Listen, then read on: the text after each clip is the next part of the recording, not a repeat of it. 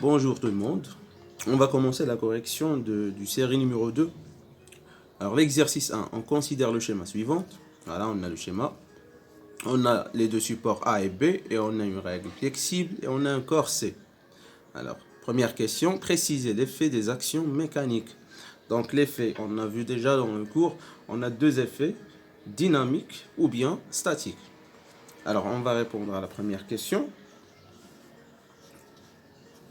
Donc l'action de la règle sur le corps C. Alors ça c'est la règle, le corps C.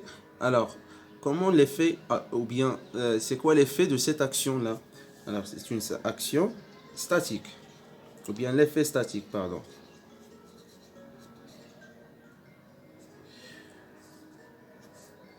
L'action du corps C sur la règle, l'action du corps C sur la règle. Donc la règle, il s'est déformé.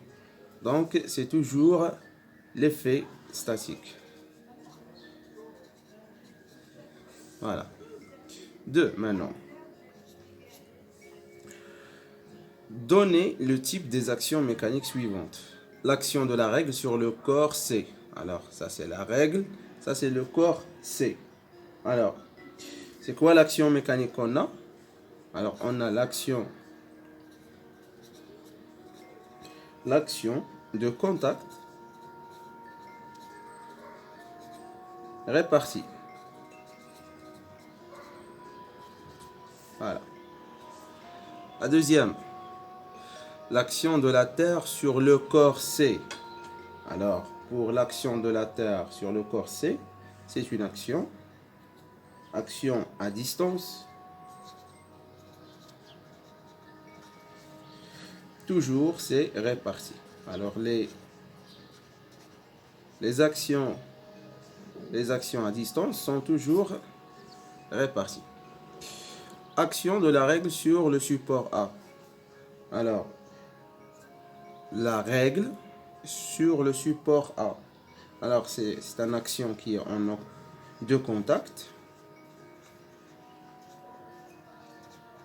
et localisée. Localisée. Parce qu'on localisé en ces deux points-là. Voilà. Alors, pour le support A, c'est ici. Alors maintenant, on va faire l'inventaire des forces.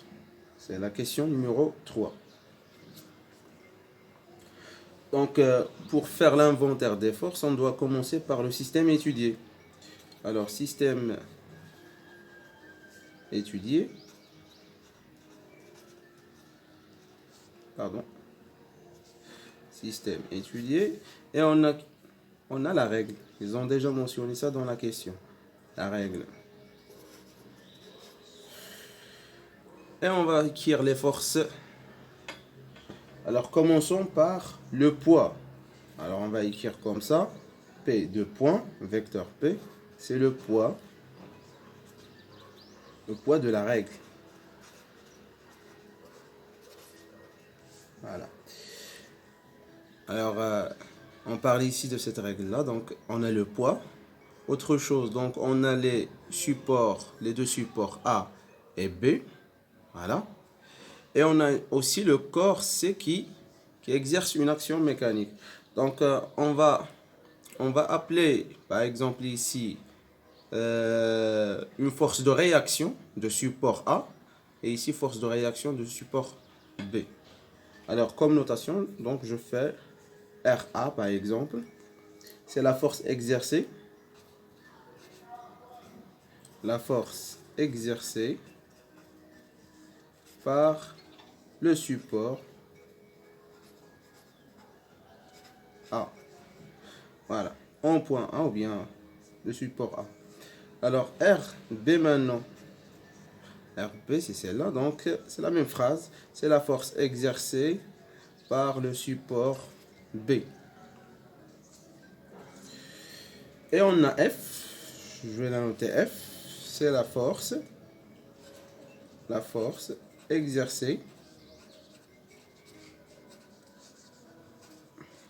par... Alors, par qui? Par le corps C. Par le corps C. Voilà. ACC. Voilà. On a terminé le premier exercice maintenant.